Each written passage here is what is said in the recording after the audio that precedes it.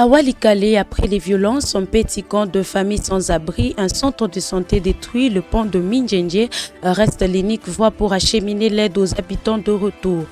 Et alors que des tensions régionales s'intensifient, Kinshasa exprime sa solidarité avec Doha face à ce qu'il qualifie d'agression iranienne et les Qatar renforcent l'appui aux efforts des paix dans l'Est congolais. Détail.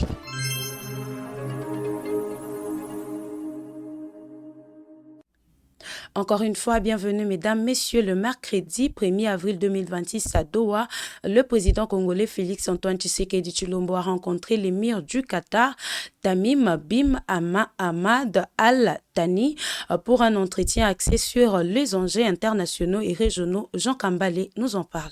Au cœur des échanges, la situation sécuritaire au Moyen-Orient. Les deux dirigeants ont notamment évoqué les tensions liées à ce que les autorités qataries qualifient d'agression iranienne visant les Qatar et plusieurs pays de la région. Dans ce contexte, le président congolais a exprimé la solidarité du peuple de la République démocratique du Congo envers les peuples qataris. Il a réaffirmé l'attachement de son pays aux principes fondamentaux du droit international, notamment le respect de la souveraineté et de l'intégrité territoriale des États. Les discussions ont également porté sur la situation préoccupante dans l'est de la RDC, en proie à une insécurité persistante. Une crise qui continue de susciter l'attention de la communauté internationale. À ce sujet, Félix Tshisekedi a salué les efforts de la médiation du Qatar et a réaffirmé l'engagement de son pays à soutenir toute initiative visant à restaurer la paix durable dans la région des Grands Lacs. Une rencontre diplomatique qui illustre le renforcement des relations entre Kinshasa et Doha dans un contexte international marqué par de fortes tensions.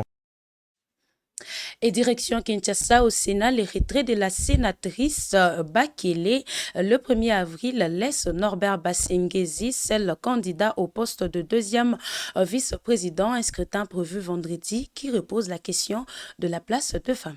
La succession de Modeste Bahati Lukwebo au poste de deuxième vice-président du Sénat s'oriente désormais vers un scénario attendu. Après le retrait mercredi 1er avril de la sénatrice Marianne Bakele, deux candidatures avaient initialement été déposées auprès de la commission ad hoc, celle de Norbert Basengezi, soutenue par l'Union sacrée de la nation, et celle de Bakele. Dans une lettre adressée au bureau du Sénat, cette dernière a indiqué se conformer à la décision de l'UCN, validée par le chef de l'État, tout en remerciant les parlementaires qui avaient soutenu ces démarches en faveur de la représentativité féminine. Le retrait de Bakele laisse Basengezi candidat unique, ouvrant la voie à un scrutin sans réelle concurrence, supervisé par la majorité parlementaire. Selon le calendrier officiel, jeudi 2 avril sera consacré au recours et à l'affichage de la liste définitive avant les campagnes et les discours, les votes étant prévus vendredi 3 avril, suivi de l'installation du nouvel élu. Il succédera à Bahati Lukwebo, démissionnaire après le dépôt d'une pétition. Au-delà de la procédure, ce retrait illustre la discipline stricte imposée par l'UCN. En renonçant par loyauté présidentielle, Bakele met en lumière la difficulté d'imposer une candidature féminine dans un bureau dominé par la logique majoritaire. Le scrutin s'annonce donc davantage comme un véritable débat. La question de la place des femmes au poste clé du Sénat reste en suspense, confinée aux intentions plutôt qu'aux actes concrets. En conclusion, cet épisode confirme la même mise de la majorité sur l'équilibre interne du Sénat. Sauf surprise, Basengezi sera élu sans opposition et la représentativité féminine continue de faire face à de sérieux obstacles. Toujours à Kinshasa, le troisième forum économique RDC-Angola s'ouvre sous des signes concrets. Judith Souminois appelle à transformer les liens historiques en infrastructures, échanges et résultats mesurables pour la population.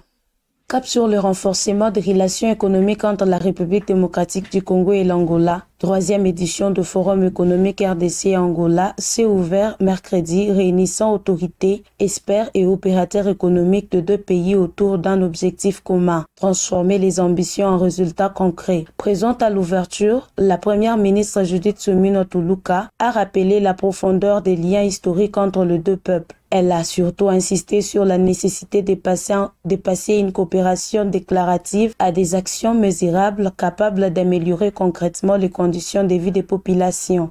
Cette rencontre s'inscrit également dans la dynamique de la zone de libre-échange continentale africaine, un cadre qui vise à renforcer les échanges intra-africains. L'accent est mis sur l'intégration régionale plus forte, soutenue par les infrastructures modernes et un commerce transfrontalier plus fluide. Plusieurs priorités ont été mises en avant. La simplification de procédures douanières, la sécurisation de corridors frontaliers et le développement de projets d'infrastructures communs. Deux mesures jugées essentielles pour réduire le coût de commerce et faciliter la circulation de biens et de personnes. Après deux premières éditions organisées en 2023, ce forum CV celui de la maturité. L'enjeu désormais, traduire des engagements à mécanismes concrets et durables. Si les annonces se concrétisent, ces rendez-vous économiques pourraient marquer un tournant décisif en donnant une nouvelle impulsion à la coopération entre Kinshasa et Luanda au bénéfice des économies et des populations de deux pays. En Péti, dans le territoire de Walikale, la reprise du village après les violences laisse place à l'urgence. Famille sans abri, centre de santé brûlé, un pont à Mindjenje qui pourrait devenir la boue de sauvetage humanitaire. On nous en parle.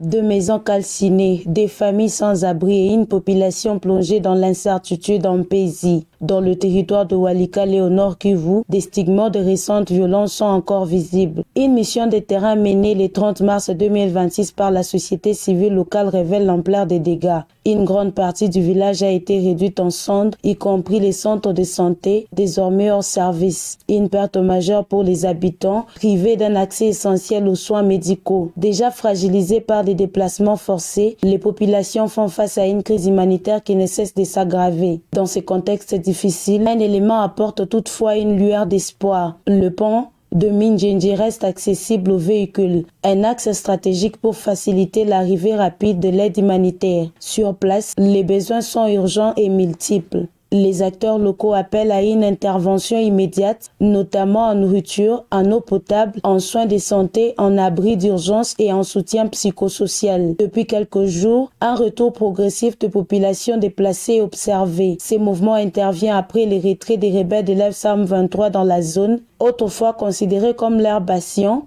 et sa reprise par le groupe d'autodéfense Wazalendo. Mais ce retour s'est fait dans des conditions extrêmement précaires, dans un environnement encore marqué par des destructions et le manque de services de base. Face à cette situation, les leaders communautaires lancent un appel au calme et à une cohésion sociale, insistant sur la nécessité d'éviter des discours de haine et de reconstruire les vivre ensemble. Alors que les besoins restent immenses, l'air est à la mobilisation pour venir en aide aux populations de Mpezi et soutenir la reconstruction de cette communauté durement touchée.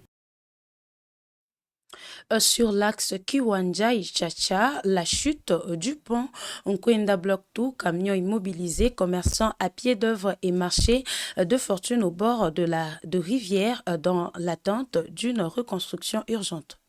6 jours après l'effondrement du pont de la rivière Kwenda, la situation reste critique sur l'axe Kiwanja-Ichacha, véritable poumon économique du territoire de Rutshuru. Sous la pression des pluies diluviennes, cet ouvrage reliant le groupement des Binza interrompant brutalement la circulation des biens et des personnes. Résultat, y compris des lettres destinées à Nyamilima, restent immobilisés, incapables de poursuivre leur route. Sur place, les commerçants tentent de s'adapter, mais à un coût élevé, faute de passages sécurisés. Des jeunes improvisés passeurs transportant les marchandises à dos d'hommes à l'aide des planches de fortune. Une solution précaire et risquée qui alourdit considérablement les charges. Selon quelques témoignages recueillis, nous payons jusqu'à 5 000 francs congolais en plus. Quand il pleut, même ces planches deviennent inutilisables. Nous souffrons énormément. À proximité, un marché de fortune s'est formé, exposant vendeurs et acheteurs à des sérieux dangers, notamment celui des noyades. L'activité économique continue, mais dans des conditions de plus en plus incertaines. Face à cette situation, les acteurs locaux lancent un appel pressant aux autorités pour une reconstruction rapide du pont. Car au-delà des pertes économiques, c'est aussi l'accès humanitaire qui se retrouve compromis. Sans intervention urgente, toute la région risque une véritable asphyxie économique. L'improvisation actuelle ne peut remplacer une infrastructure durable. Restaurer ces passages devient aujourd'hui une priorité pour sécuriser les populations et relancer les échanges. Et pour finir à Bunia, le 31 mars, un atelier soutenu par le MONUSCO a rassemblé les autorités provinciales, experts et coopératives minières. Objectif, faire de l'or artisanal de Ndjungu un outil de paix plutôt qu'un moteur de conflit via traçabilité et retombées sociales.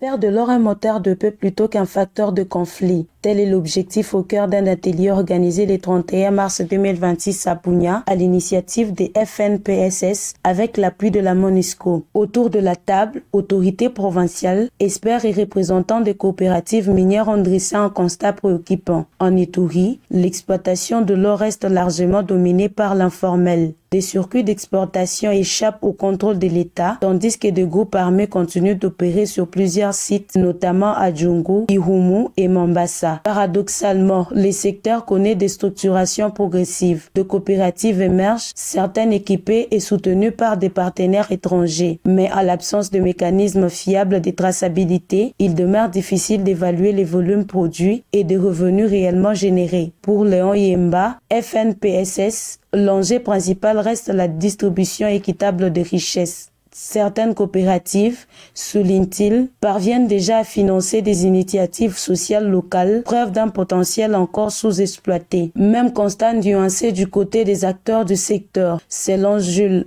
Baïmouka, porte-parole de coopérative, les dysfonctionnements actuels résultent aussi d'un manque de transparence dans la gestion locale, notamment au niveau de certains leaders coutumiers. Face à ces défis, plusieurs priorités ont été identifiées. Renforcer la traçabilité de l'or pour freiner des circuits clandestins, faire appliquer des obligations sociales prévues par le code minier et accroître la présence de l'État sur des sites d'exploitation afin d'en sécuriser l'accès. Au-delà de recommandations, une question demeure. L'Ituri peut-elle transformer son or en levier de cohésion et de développement? Tout dépendra de la capacité des acteurs à traduire ces engagements en actions concrètes. Sans volonté politique et coordination efficace, cette ressource stratégique risque de continuer à alimenter des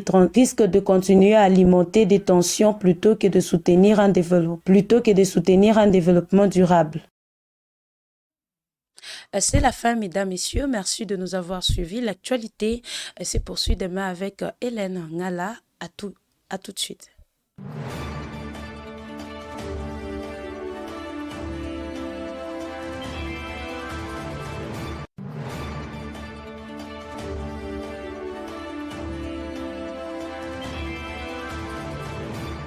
Troubles du système immunitaire, chute de tension, maux de tête, fatigue, perte de poids, frigidité et diarrhée. Dites adieu aux inconforts et retrouvez une nouvelle jeunesse avec une tasse du Maxi Bien-être au quotidien. Une solution bio composée des plantes traditionnelles, 100% naturelles et reconnue pour sa vertu. Une formule adaptée pour hommes et femmes. Depuis plus de 10 ans, le Maxi Bien-être Café renforce les systèmes immunitaires, restaure la fatigue physique, améliore le sommeil, aide à stabiliser la tension et la glycémie, nettoie les reins, soulage l'hémorroïde et la constipation. Maxi Bien-être restaure les dysfonctionnements sexuels, l'impuissance et l'éjaculation précoce. Maxi Bien-être est disponible partout dans le monde. Passez vos commandes sur le numéro affiché.